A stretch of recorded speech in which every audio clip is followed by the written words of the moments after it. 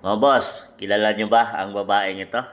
Si Madam or si Ma'am ng Marikina City mga boss. Hindi siya nanalo kaya di natin siya nakikita na ngayon mga boss. Pero dati siyang representative ng Marikina City mga boss.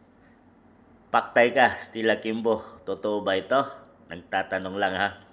Kasama ito sa mga larawan na isinumiti na affidavit ng mga magigiting nating mga ex-marines na nagtatrabaho noon kay Congressman Saldico. Kaya pala always naka-OOTD mga boss. Si Stila Kimbo noon nung makita natin sa mga dyan sa kongreso mga boss no. Laging may mga channel, yan. Yan Dior, Hermes, talaga iba-iba yung kanyang mga bag mga boss. Saka mamahalin na mga boss no.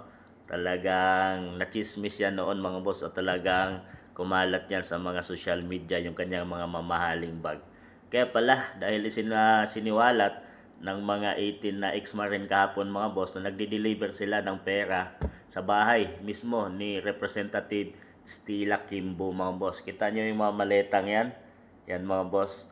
Yan ang nilabas na larawan kahapon mga boss ng mga magigiting na 18 ex-marine at kasama yung kanilang lawyer mga boss. At talagang may picture. Ayan mga boss oh, si Stila Kimbo. Yung ito tong babaeng to. Talagang may picture mga boss. Talagang siya nga yan. At talaga kaya pala, paldo-paldo. Talagang paldo lagi si Stila Kimbo dahil sa dami ng malitang yan. Hindi natin alam kung ilang milyon ang laman yan o baka may bilyon ang laman yan mga boss. Kaya pala itudo din to pambabatikos kay Sara Duterte noon mga boss no sa kanyang ginawa nilang impeachment laban kay BP Inday Sara pati sa mga kaalyado ng Duterte mga boss. At dahil sa kanyang ginawang yan na nagmarkahan siya ng taong bayan at nung tumakbo siya muli dyan sa Marikina ay hindi na siya nanalo mga boss. Talagang pero kahit ganoon pa man, sa dami siguro ng maletang yan, ilang maleta ba yan, mukhang pumaldo siya mga boss. Kaya kaya niyang bilhin itong mga mamahaling bag na to na yung mga mayayaman lang ang nakabili nito mga boss dahil hindi talaga kaya ng mga walang pera ang pagbili ng bag na yan dahil sa sobrang mahal.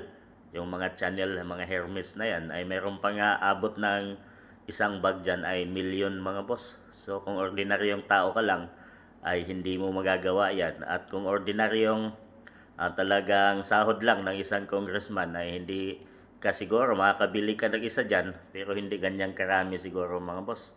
Dahil hindi naman ganon kalaki din ang sahod ng isang congressman mga boss. At talagang paldo at paldong-paldo talaga itong si Stila Kimbo mga boss. Ayon sa mga ex-military sa nilabas nila o sinumiti nilang affidavit kahapon mga boss. So kayo nang humusga.